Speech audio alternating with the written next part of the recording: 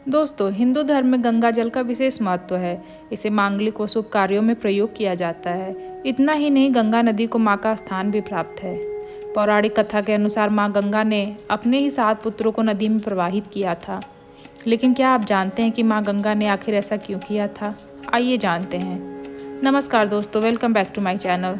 आज हम आपको मां गंगा से जुड़ी एक पौराणिक कथा के बारे में बताएंगे, जिसका महाभारत काल से गहरा संबंध है। प्रचलित पौराणिक कथा के अनुसार हस्तिनापुर के राजा शांतनु को मां गंगा से प्रेम हो गया था और उन्होंने उनके सामने विवाह का प्रस्ताव रखा। तब मां गंगा ने शांतनु के सामने एक शर्त रखी और कहा कि वो उन्हें कभी भी किसी बात के लिए नहीं रोकेंगे, और उन्होंने उन्हें ऐसा कभी रोका तो वो हमेशा के लिए उन्हें छोड़कर चली जाएंगी। राजा शांतनु मां गंगा से असीम प्रेम करते थे और उनसे विवाह करना चाहते थे, इसीलिए उन्होंने मां गंगा की हर शर्त मान ली।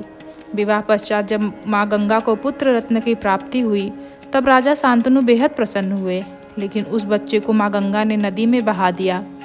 राजा शांतनु अपने वचन की वजह से मां गंगा को रोक नहीं सके। इस तरह एक एक करके मां गंगा ने अपने 7 संतानों को नदी में बहा दिया। लेकिन जब मां गंगा की 8वीं संतान हुई और वे उसे नदी में बहाने लगी, तब राजा शांतनु से रहा नहीं गया और उन्होंने मां गंगा को रोक दिया और कहा कि मुझसे अब और अपने संतानों की हत्या नहीं देखी जाती। तब मां गंगा ने राजा शांतनु को बताया कि वह अपनी इन संतानों की हत्या नहीं कर रही हैं, बल्कि उन्हें श्राप से मुक्त कर रही हैं।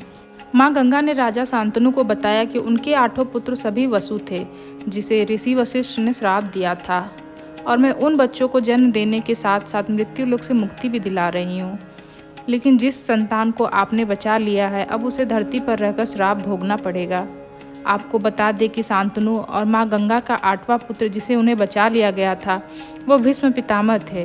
उन्हें जीवन भर कितना कष्ट दुख भोगना पड़ा, ये हर कोई जानता है। दोस्तों, आइए जानते हैं कौन थे ये वसु और क्यों मिला था इनको श्राप। पौराणिक कथाओं के अनुसार एक बार पृथुपुत्र, जिन्हें वसु कहा जाता था, वो अपनी पत्नियों के साथ मेरु पर्वत पर घूम रहे थे, जहाँ वशिष्ठ ऋषि का आश्रम था। वहीं नंदिनी नाम की गाय थी। घुवसु ने अन्य सभी वसुओं के साथ मिलकर उस गाय को हरण कर लिया, जिस पर महर्षि वशिष्ठ काफी क्रोधित हुए। उन्होंने सभी वसुओं को मानव योनि में जन्म लेने का श्राप दे दिया। वसुओं ने तुरंत ही अपने पाप का क्षमा मांग लिया, जिस पर ऋषि ने कहा कि तुम सभी वसुओं को तो शीघ्र ही मनुष्य योनि से मुक्ति मिल जाएगी, लेकिन घु नामक वसु को पृथ्वी लोक पर लंबे समय तक रहकर अपने कर्म भोगने होंगे। ऋषि द्वारा दिए गए श्राप की बात वसुओं ने देवी गंगा को बताई, जिस पर मां गंगा ने कहा कि मैं तुम सभी वसु को अपने गर्भ में धारण करूंगी और तुरंत ही मनुष्य योनि से मुक्त कर दूंगी। मां गंगा ने ऐसा ही किया, इसीलिए उन्होंने शांतनु से पहले ही किसी बात पर न रोकने की शर्त रखी थी। लेकिन जब 8वीं संतान की बारी आई, तब महाराज शांतनु ने मां गंगा को रोक दिया और 7 संतानों को ऐसे ही हत्या करने का कारण जानना चाहा। मां गंगा की बात सुनने के बाद भी राजा शांतनु ने उस 8वें पुत्र को डुबोने नहीं दिया, और राजा के इस वचन को तोड़ने के कारण मां गंगा 8वें पुत्र को सौंपकर अंतर्ध्यान हो गई, और यही बालक घु नामक वसु था। दोस्तों, इस प्रकार से हमारी ये वीडियो यहीं समाप्त होती है। मिलते हैं आपसे अपनी अगली वीडियो में। अगर आपको ये वीडियो पसंद आई हो तो please like, share, subscribe to my channel. Thanks for watching.